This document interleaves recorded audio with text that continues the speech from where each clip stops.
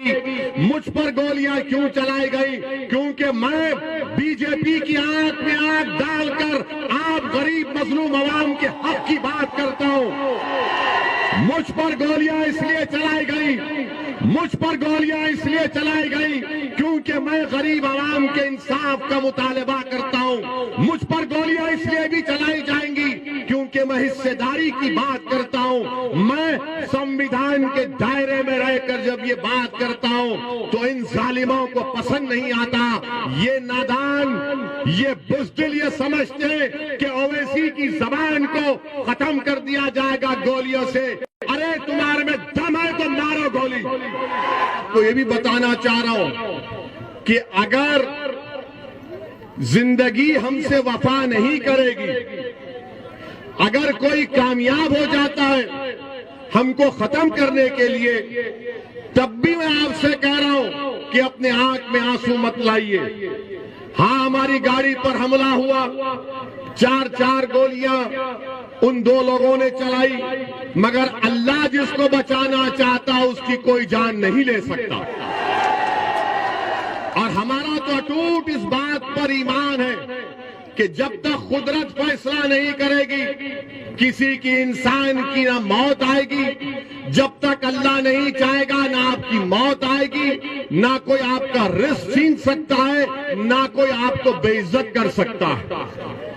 تو یہ تینوں چیزیں ہم لکھا کر لاتے ہیں۔ ہم کو یہ سپا RLD موڈی نہیں دیتے۔ ہم دنیا میں زندہ ہیں تو اللہ کے رحم و کرم پر زندہ تھے، ہیں اور رہیں گے۔ گولیاں چلانے والے وہی لوگ ہیں جنہوں نے مہاتما گاندھی کو قتل کیا تھا۔ یہ 4 گولیاں چلائے ہم پر، اللہ نے ہم کو بچانا تھا، مگر میں ان لوگوں کو پھر سے کہہ رہا ہوں میں موت سے نہیں ڈرتا ہوں، انشاءاللہ تعالی میں نہیں ڈرتا ہوں۔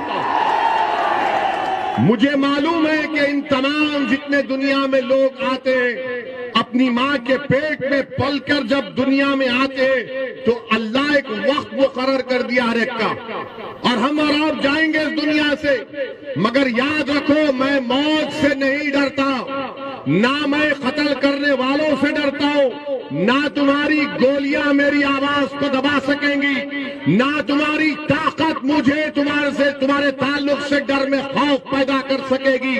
مجھ پر گولیاں کیوں چلائی گئی؟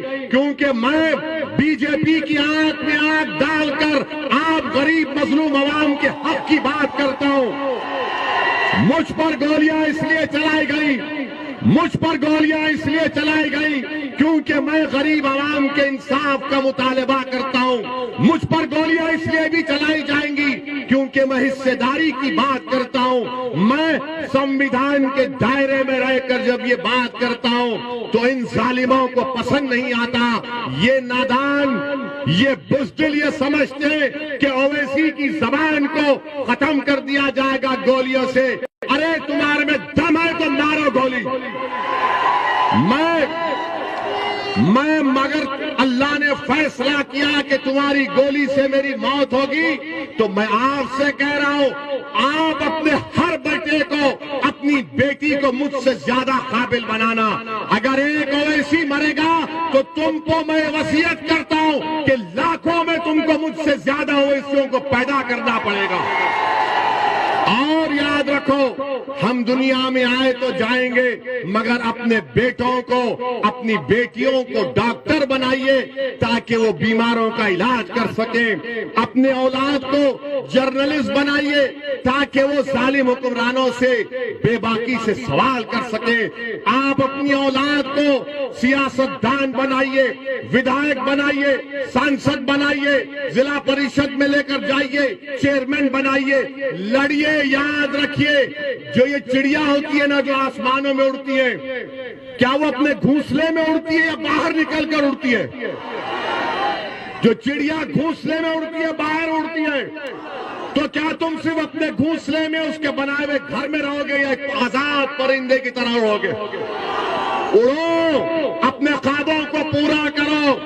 یاد رکھو تم کو ڈرنے کی یہ ضرورت نہیں ہے، ڈرنے اور گھبرانے کی ضرورت نہیں ہے۔ اللہ ہمارے لیے کافی ہے، اللہ ہمارے لیے کافی ہے۔ میرے عزیز دوستوں اور بزرگوں، میں آپ کو جذبات میں لانے کے لیے نہیں کہہ رہا ہوں، میں آپ سے یہ بھی نہیں کہہ رہا ہوں کہ میرے حال پر ترس کھا کر تم مجلس کے حق میں ووٹ کا استعمال کرو۔ میں اللہ جانتا ہے، میں دل کی بات، میری سوچ اور فکر آپ کے سامنے رکھ رہا ہوں۔ کل مودی سرکار نے کہا کہ اویسی تم کو زیڈ کیٹیگری کی سیکیورٹی دیتے، ہمارے اطراف میں کہا گیا 10 بندوق لے کر لوگ کھڑے رہ جائیں گے۔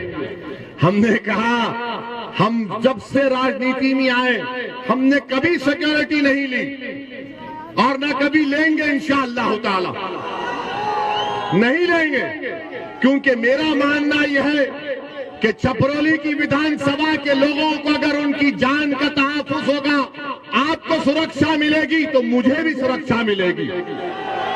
اگر اتر پردیش کے غریب کو، دلت کو، تیپکزا سماج کو، اس کی زندگی کو حفاظت ملے گی تو ہم کو ملے گی۔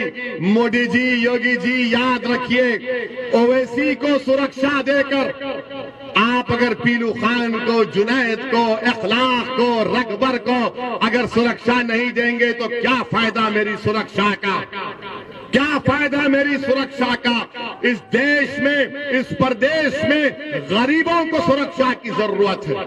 اور یوگی آدتیہ ناتھ کا بڑا بلند بانگ دعویٰ کہ ہم نے کرائم کو ختم کر دیا، تم نے کون سا کرائم ختم کیا ہم کو تو نظر نہیں آتا۔